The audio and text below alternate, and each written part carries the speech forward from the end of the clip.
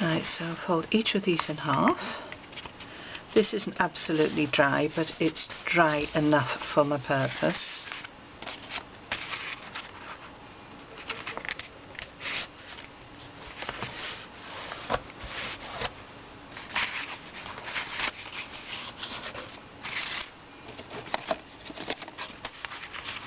And this paper really firms up nicely once it's thoroughly dry, because it was the most horrible flimsy manila. They said medium weight, well I think they lied, I think it's nasty weight, which goes better, that with that. Yeah, so we'll have that as the inside. You know, just think about what's facing. Will they meld? Do you want a complete contrast? That almost matches up, so that's actually quite amazing. Right, going back to these. Now I've taken apart my blue folder, my blue planner, because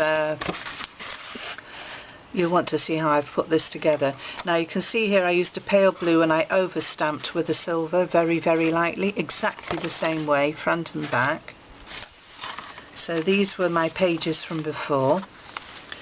Now the simplest way for you to do a spine, quite frankly, I'll use this bit of paper. It's the same height as the book, so that's the important bit. And I'm just going to lay this over the top evenly. And I'm going to mark one lot of holes through. So I'll use a Sharpie. So I just want to know where my holes are. So you can see what I've done. Even top and bottom, it's the height of the page exactly, and I've just marked through the 3 holes. There is a single hole punch, but this is even easier. So where these holes are, I'm just going to line them up, check that that is straight,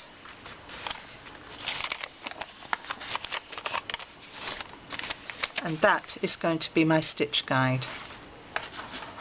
So what I'm going to do is pop all of these in a pile, and then I need, wherever I've gone and put that, I don't believe it, oh here we are. Now this is an awl, you can use a pokey tool, you can use an awl. There's a pokey tool, it's got a slightly finer point. I'm quite happy with a larger hole, to be quite honest. If you don't have one of those, you might have a Japanese screw punch, and you've even got a crocodile. So what I would do is, that's in the middle here. Now if it's a Japanese screw punch, you're going to want a self-healing mat underneath, and you'll just punch right through the lot. If you've got a big bite crocodile, you can just reach in. If you're using a pokey tool like I am, the easiest way to do it is to tuck this in here like that, stand them up like they're in a bit of an L shape, because this is my hand leaning on this, which is stopping it moving, and I'm holding it, and I'm just simply going to push through from front to back at each marking. And I can use this little bit of paper for all of them. So I might even go through from the other side back in again, because that's giving me a nice big hole, because I'm going to be using a thicker string. So fine needle, small hole, big needle, bigger hole, then you're not fighting with it all the way through. So that's as simple as that. That's all my holes done. So that's my 2 sets. I've already done it with these, so I think I'll have that in the middle of that one. So I'm going to pin the whole lot together,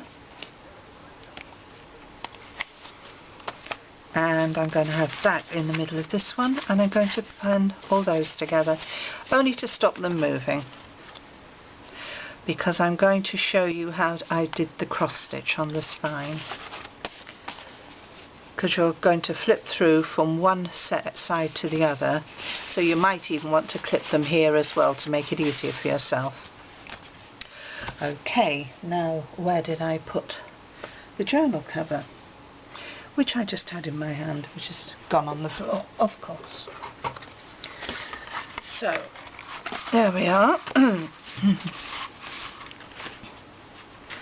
Right, that's the string I'm going to use. It's a hemp twine. So I'm taking plenty. I'd rather have too much than not enough. And now I just need to think where on earth I hid my needles. Ah, here we are. So I'm going for one which has a decent size eye. This is a Millwood handicraft needle. Well, to be honest, anything with a large eye is going to be helpful, because then at least you can thread the thing. Right, I'm going to start with signature 1, which is this one. And I'm going through the top, right the way through. And I'm going to want to leave enough to tie off, so as I've got a clip there, I might as well use it, and it'll stop me losing my end. And I'm going through the top hole, right the way through. Now you might even find it helpful to clip this to the cover. It's up to you. So let's do that, why don't we? Then at least you can see for demonstration purposes, and I've still kept hold of that end. Now I'm gluing a cross stitch, so I'm going to go over to the other side.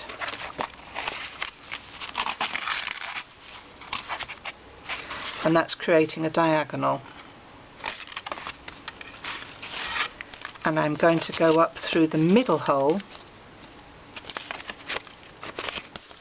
of my second signature, like so, down to the bottom hole,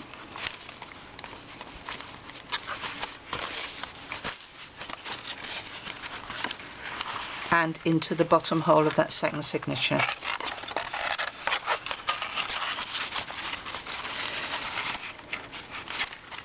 Which I can tighten up now. If you pull in the direction that you're going, you won't rip the paper. If I pulled back on it, I would. So I've gone through this hole at the top, out here, across to the second one, and out the bottom. So this time I'm going to go through the middle of the first hole, so that's giving me another diagonal line, which means I'm now lined up with the middle hole of the first signature, which is why you want a decent hole, because then you can see it and you're not fighting to find it. So there we are. Just check everything is tight. So I'm going to go down to the bottom hole,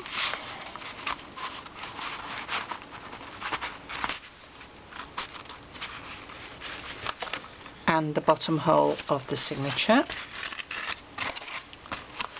Right, pull up and tighten if you need to.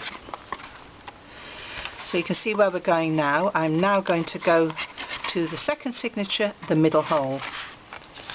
So this is going to give me my diagonal line here. So that's my first cross.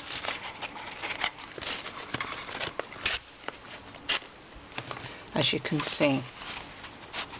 Now where can I go next? Well, there's only one place, the top hole. So we can get rid of that now. I'm going to go through the top,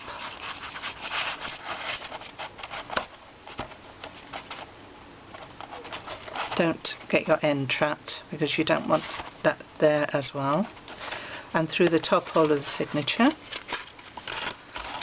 So that's through the top and the top.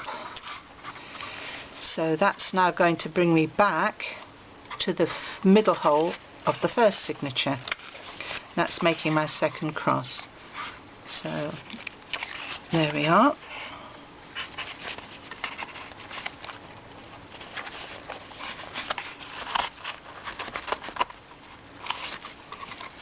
So that's your cross stitch, it's as easy as that. Now then we can get rid of that, and all we have to do is tie these up. So that might be easier if you go underneath, so you can really tighten that, and I'll go underneath the other side so they're almost opposite each other. Take my needle off and tie a knot. Square knot or reef knot, right over left, left over right. Or in this case, I think I did it the other way around. Doesn't really matter. You just want your knot to be strong and lie flat. Now, in the bookbinding world, a nice little tip is to actually press on your knot, and you can virtually sink it inside the hole that you made for that signature. I'll just pull that paper around there, and I just want to snip off my threads. I don't like to go too close because you don't want it pulling out under any circumstances. And what you can do with the needle of your tool or your sewing needle is actually feather out those edges. That can go a little bit shorter.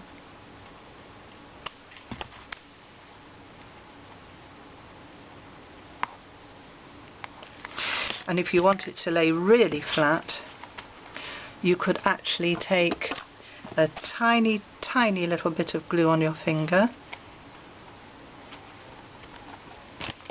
This is a dry as clear one. Just dab it and then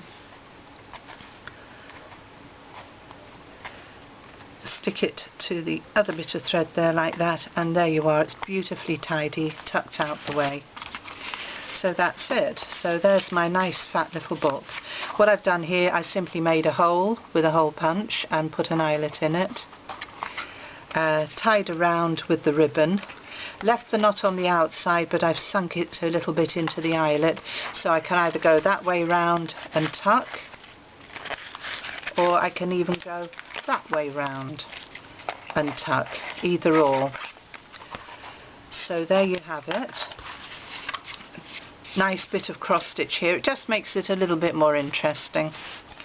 And there's all my pages, which are very much themed to go with everything else that I've done in here, and just with those stencils. See, that one I could have probably put a bit of gold on, but I didn't. But everything marries up together, then it's ready for doing whatever you want to do. You can see the two signatures here separate, nice and bulky and fat. If you decide you want to have writing spots and tuck spots, etc., all those little bits of extra paper that I cut off are absolutely perfect. And something like that, you want a belly band for example, stick it top, stick it bottom, there's your little tuck spot. Something like a little square that's a bit of excess, which I'm sure I have. I've got piles of little bits here. Could be a pocket.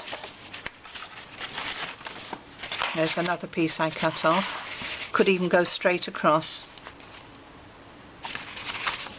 If you decide you don't like your middle, for example, you can make that into a pocket. Just glue those side edges, maybe cut a little chunk out here, and in fact you could fold that back on itself to make a cuff, and Bob's your uncle. So anyway, that's how I've decorated the pages, and I've bound this little journal. So I hope you like it, and it's given you a couple of ideas. And there you are again with the cross stitch. Thank you very much for watching.